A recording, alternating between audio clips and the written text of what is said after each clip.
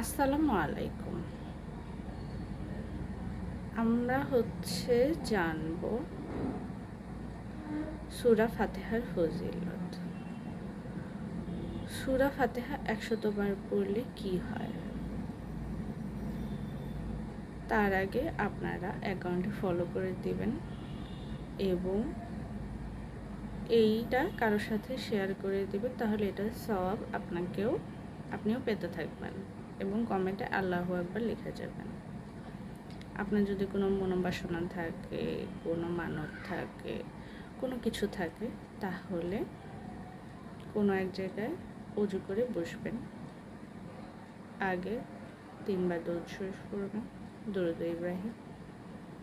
তারপর ১০০ বার সূরা ফাতিহা পড়বেন। তারপর আবার ৩ বার দরুদ শরীফ পড়ে আল্লাহর কাছে সেই নেক মকসুদের জন্য দোয়া করবেন।